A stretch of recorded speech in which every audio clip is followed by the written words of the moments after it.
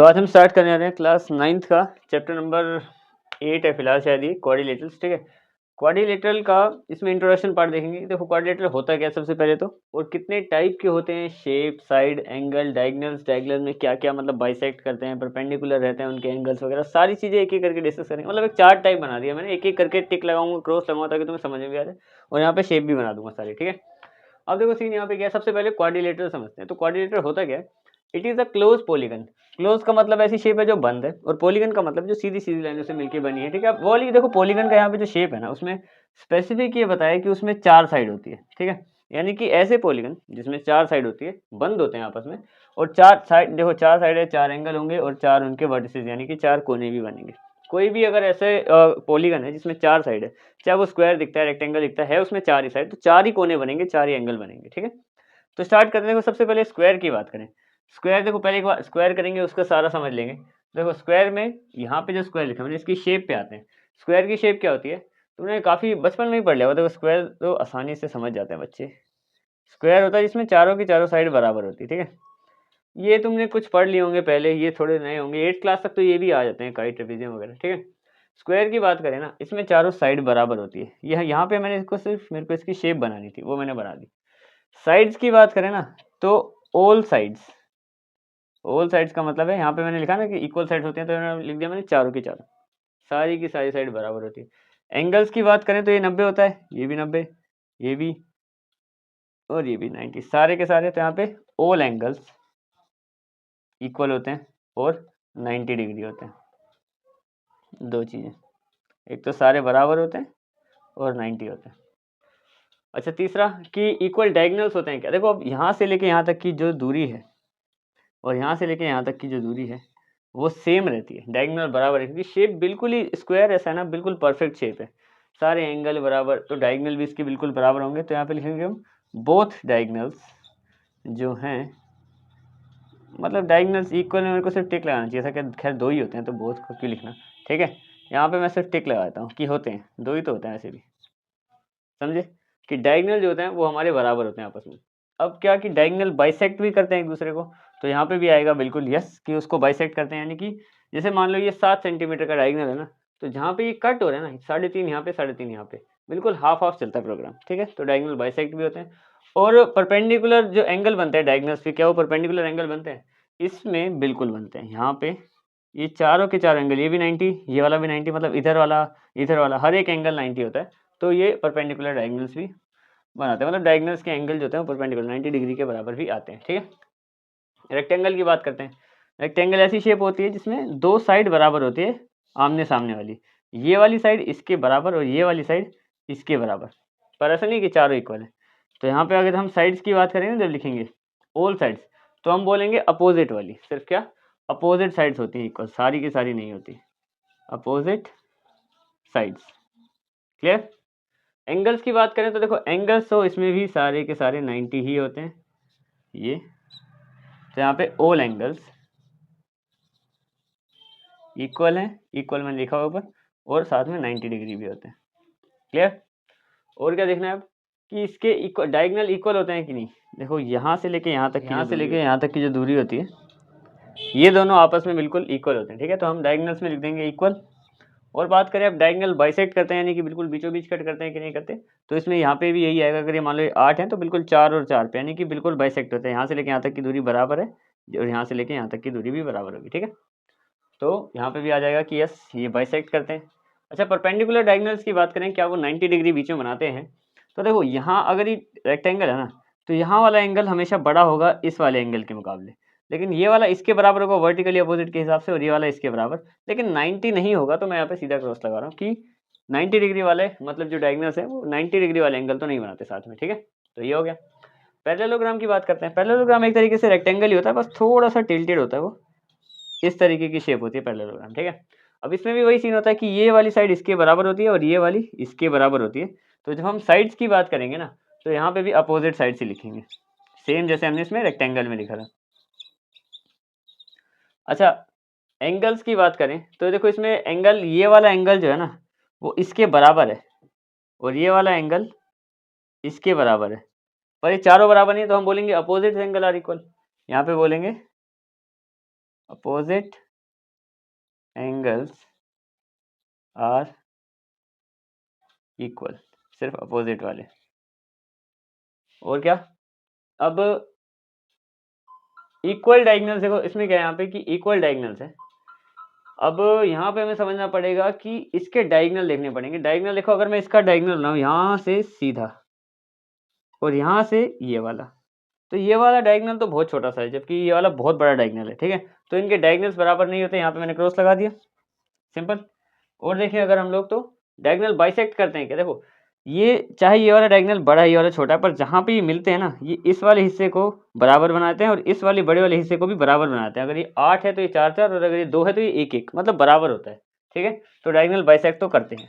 ठीक है, diagonal perpendicular वाले एंगल बनाते कि नहीं बनाते, क्योंकि देखो ये इसकी तरह है तो परपेंडिकुलर वाले एंगल का हिसाब नहीं बनेगा। ये दोनों सामने सामने बराबर होंगे और ये इधर वाले बराबर होंगे, पर वैसे बराबर नहीं होंगे कि इसमें 90 चारों ही 90 बना ले। उसके लिए सारी साइड बराबर होनी चाहिए। ठीक है, या तो कुछ स्पेशल चीज़ें बाद में बता दूंगा तुम्हें। तो ये इसमें भी क्रॉस आ जाएगा कि 90 डिग्री वाले डायगोनल तो नहीं बनेंगे, साइड बराबर नहीं है तो नहीं बनेंगे। रोम्बस की बात करते हैं। रोम्बस ऐसी शेप होती है जिसमें सारी साइड बराबर होती है। अभी इसकी बात करते हैं हम लोग साइड बराबर की, तो देखो इसकी चारों साइड बराबर होती है। यहाँ पे हम लिखेंगे ऑल साइड्स आर इक्वल। ठीक है, एंगल की बात करें, अब देखो रोम्बस ऐसा होता है, पर रोम्बस ऐसा भी हो सकता है कुछ इस तरीके का। तो अगर मैं बोलूँ कि ये एंगल बराबर होंगे, लेकिन इस तरीके से बराबर नहीं होंगे, उसमें सिर्फ सामने सामने वाले एंगल ही बराबर होंगे। वो तो कई शेप ऐसी होगी कि बिल्कुल परफेक्ट बन गया तो उसमें 90 90 आ गए तो सारे बराबर हो गए, पर मेजरली या फिर ज़्यादातर तो हम जो अगर मतलब जनरल थ्योरी नहीं है तो हम एकदम नहीं बोल सकते कि इसके सारे एंगल बराबर होंगे। हम ये बोल सकते हैं इसके अपोजिट वाले हमेशा ही बराबर रहेंगे, चाहे इसको ऐसे खींच के इतना पतला कर दो, चाहे ऐसे खींच के लंबा कर दो, पर अपोजिट एंगल हमेशा बराबर रहेंगे आमने सामने वाले। तो यहाँ पे भी मैं लिख दूंगा इसमें अपोजिट एंगल्स, ये भी हो गया। अच्छा, डायगोनल्स की बात करते हैं।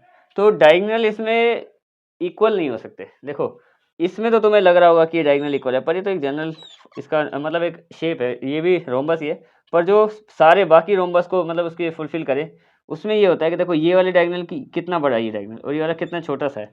तो हम कंफर्म नहीं कह सकते कि इसके सारे डायगोनल बराबर होते हैं, तो हम यहाँ पे नो ही लगाएंगे।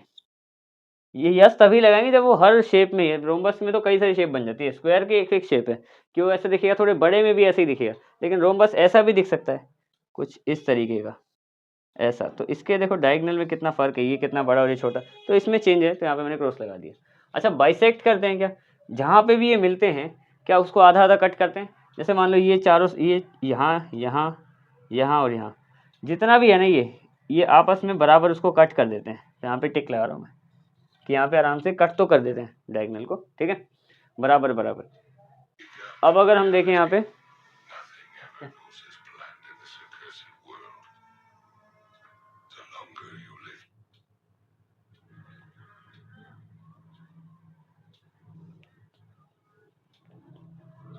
अब अगर हम यहाँ पे देखें तो परपेंडिकुलर डायगोनल, क्योंकि डायगोनल परपेंडिकुलर बनाते हैं, ये हमेशा बनाएंगे जिनमें चारों साइड बराबर होगी ना, उनमें हमेशा चारों जितने भी बनेंगे यहाँ पे एंगल, ये सब परपेंडिकुलर, ये भी 90 ये भी 90, तो ये 90 वाले एंगल तो बना देगा। ठीक है, यहाँ पे मैं टिक लगा देता हूँ।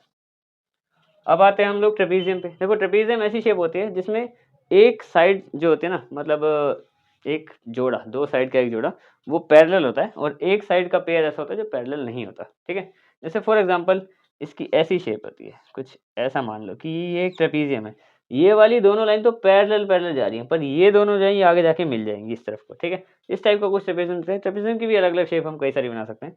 अच्छा, साइड्स की बात करें तो क्या सारी बराबर होती है, नहीं, कोई सी भी साइड से बराबर नहीं होगी ना, तो यहाँ पे मैं क्रॉस लगाऊंगा कि साइड इसमें बराबर नहीं होती। कई स्टेट में हो जाती है, पर कई के लिए हम नहीं मानेंगे। जैसे फॉर एग्जांपल ट्रेपीजियम की एक ऐसी शेप हो सकती है, ये इसमें ये वाली साइड इसके बराबर होती है, पर हर बार नहीं होगी, तो फिर मैं नहीं बोलूँगा। अपोजिट भी नहीं बराबर कह सकते इसमें, तो यहाँ पे मैंने क्रॉस लगा दिया।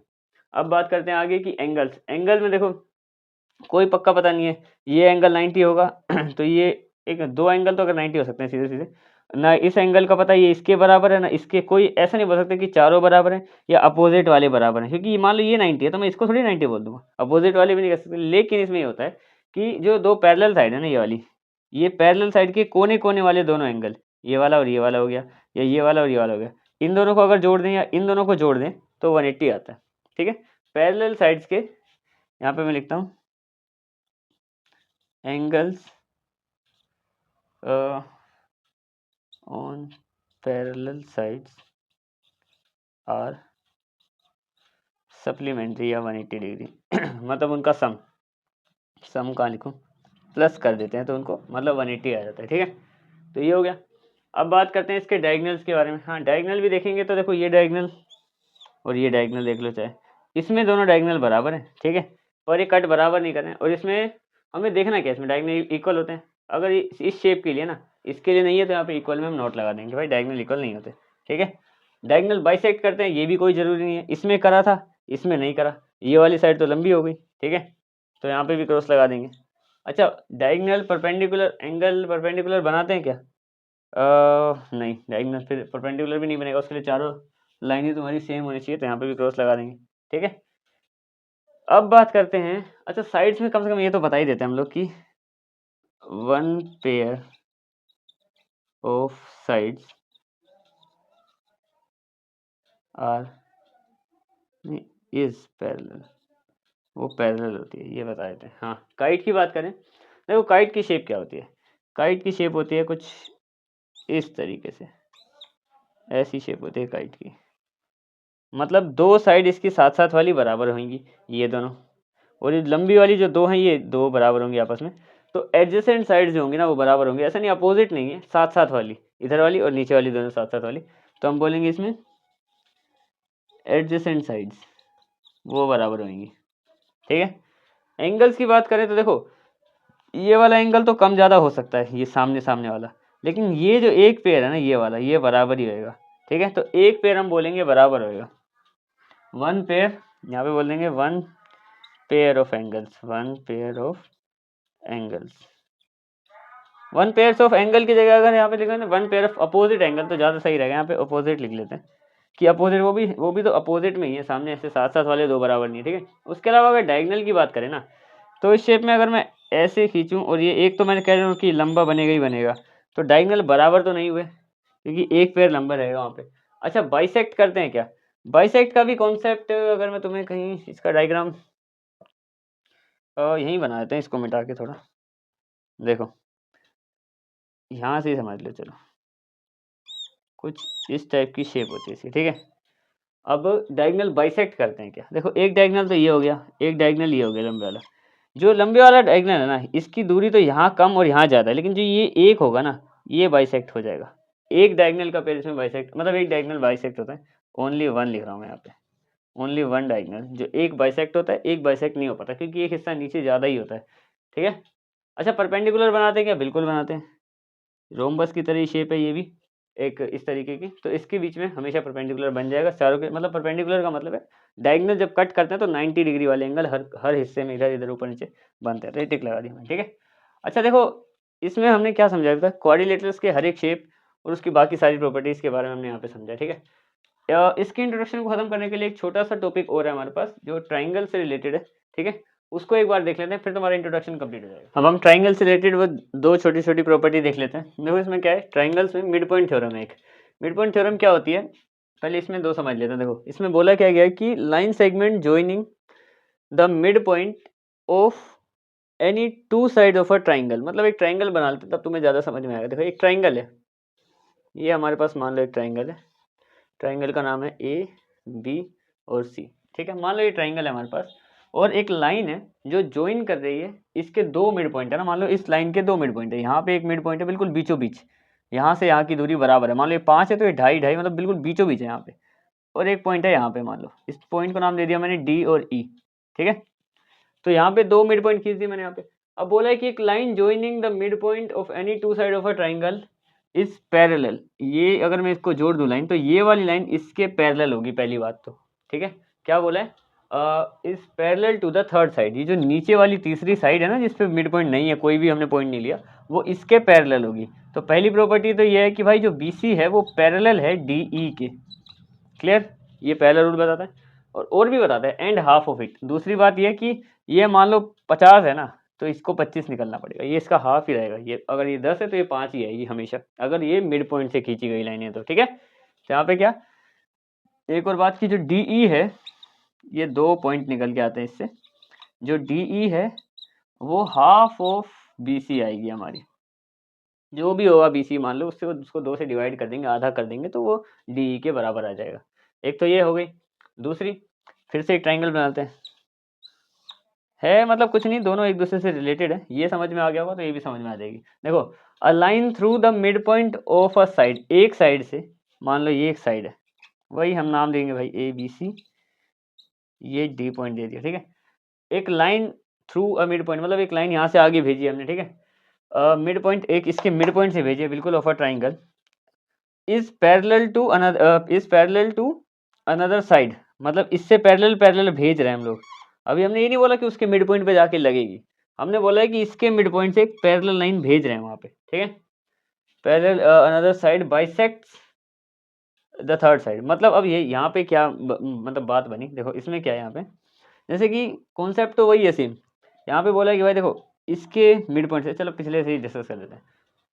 यहाँ से 2 मिड पॉइंट से अगर हम एक लाइन मिला दें तो ये पैरेलल होती है, ठीक है।